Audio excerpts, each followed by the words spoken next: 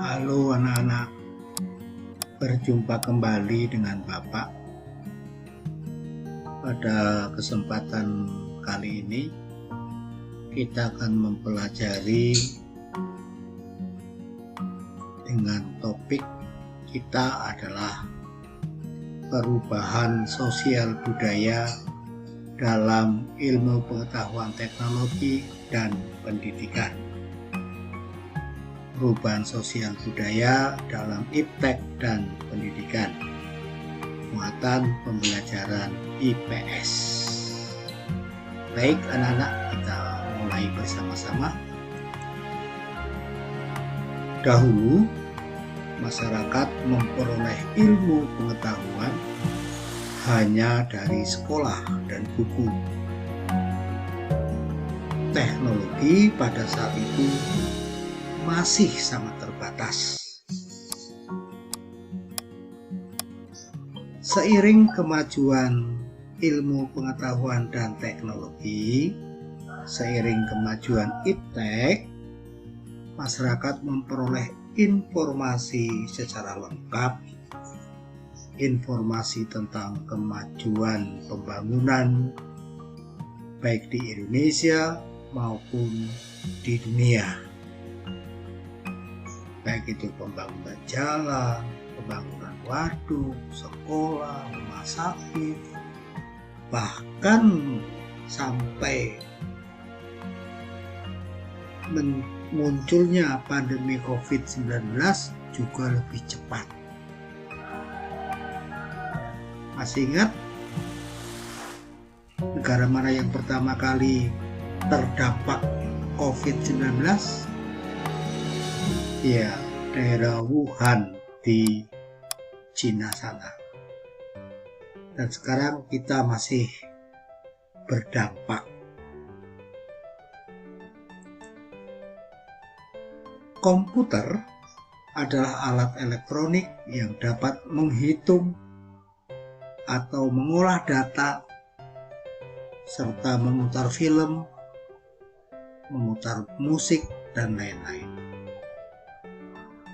Selain itu, komputer juga dapat menjadi alat komunikasi melalui surat elektronik dan media sosial.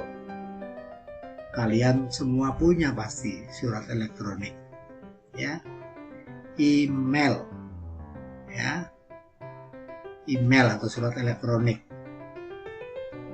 Media sosial kalian juga punya, Facebook, Instagram, ya, dan masih banyak media sosial yang lain. Untuk itu kita harus memanfaatkan komputer, media sosial dengan penuh tanggung jawab. Jangan terbuai, jangan cepat menerima informasi yang belum tentu kebenarannya. Kita harus cerdas memilah dan memilih mana yang baik untuk kita dan mana yang tidak baik untuk kita. Komputer juga membawa perubahan di dalam bidang pendidikan.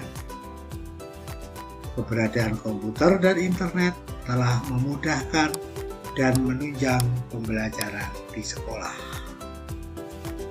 Kemajuan teknologi dapat membantu meningkatkan kualitas pendidikan. Terlebih di saat pandemi seperti ini, kita dipaksa harus belajar di rumah. Maka kita harus memanfaatkan kemajuan teknologi yang ada, baik menggunakan komputer maupun menggunakan HP Android dan sejenisnya. Kita bisa belajar bersama, kita belajar jarak jauh, kita belajar di rumah, ya, belajar dari video, belajar dari grup-grup WA. Masih banyak alat yang bisa kita pakai untuk belajar. Penemuan jam ini tahun 1430 masyarakat Eropa mengenal jam menggunakan pegas. Tahun 1656 terjadi perkembangan yang pesat dengan ditemukannya jam lonceng. Pada jam ini sudah terdapat jarum penunjuk menit. Tahun 1920 ditemukan jam saku dan kemudian ditemukan jam tangan. Sampai sekarang ada yang namanya jam digital. Bahkan di semua alat-alat smartphone, ya, HP, Android, komputer, semua ada untuk menemukan jam.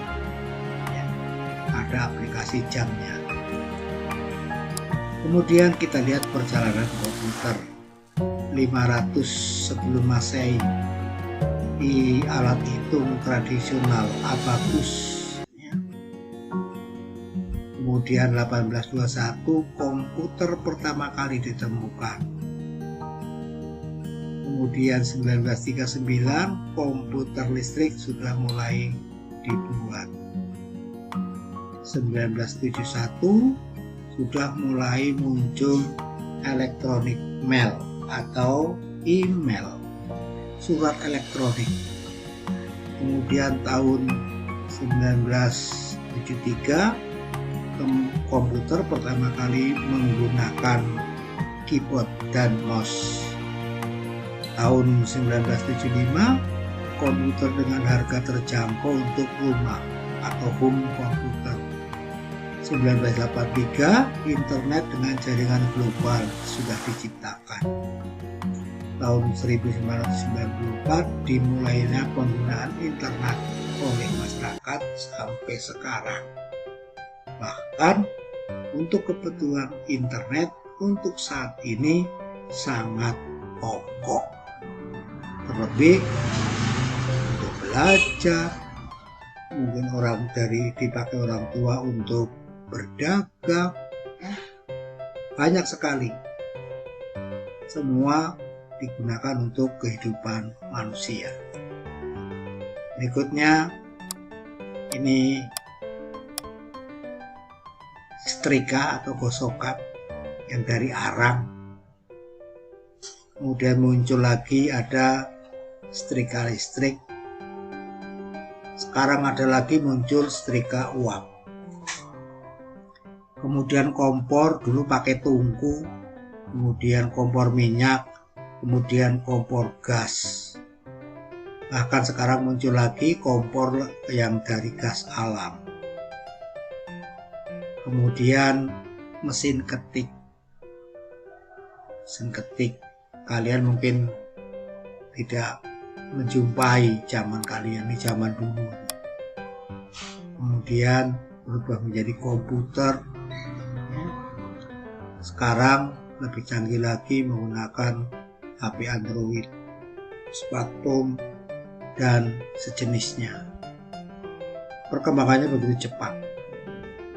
Maka kita harus bisa memanfaatkan semua perkembangan kemajuan teknologi dengan bijaksana. Terima kasih. Hanya itu yang bisa Bapak sampaikan. Semoga bermanfaat, lebih pada situasi pandemi seperti ini.